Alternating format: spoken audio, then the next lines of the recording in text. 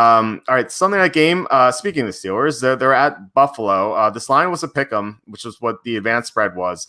Actually, no, I think the advanced spread was. Let me see. I think the advanced spread was Steelers minus 2.5. Now the Bills are favored by 2.5. So 5-point line movement. Who do you like in this game?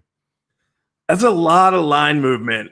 So it does scare me a little bit, but I do like the Bills. The Steelers just aren't playing well right now. If you watch their offense, it's just not operating efficiently. Ben Roethlisberger isn't throwing the ball downfield.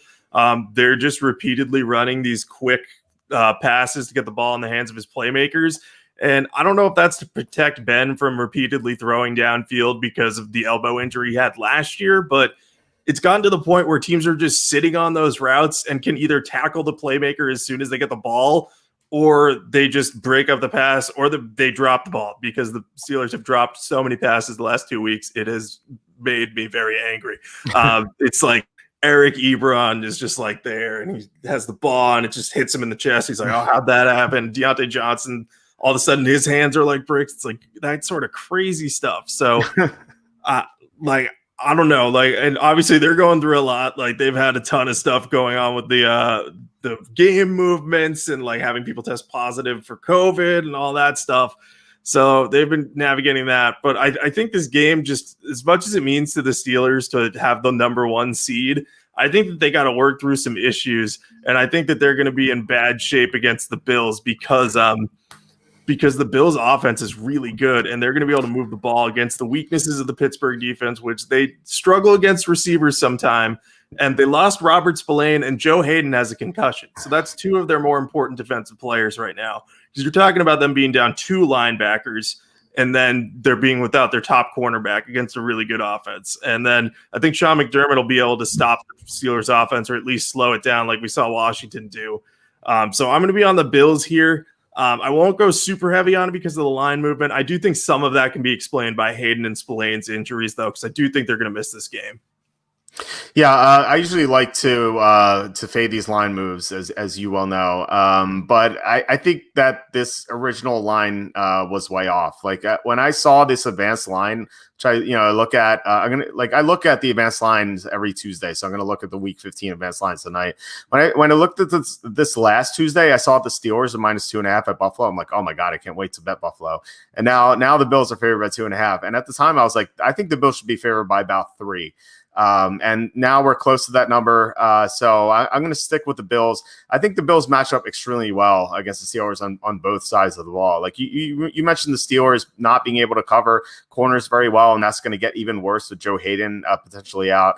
The Bills receivers are awesome. And, the Steelers couldn't even cover Cam Sims. So, like, how are they going to stick with Gabe Davis and Stephon Diggs and Cole Beasley? I just don't see it happening. And on the other side of the ball, the Bills are weaker to the run than the pass. Like, they're great against the pass because of their great corners. And the Steelers, all they do is throw. So you have a strength versus a strength here. And I think that Steelers would need to run the ball to have a success against the Bills. And they just won't be able to do that, even if James Conner comes back.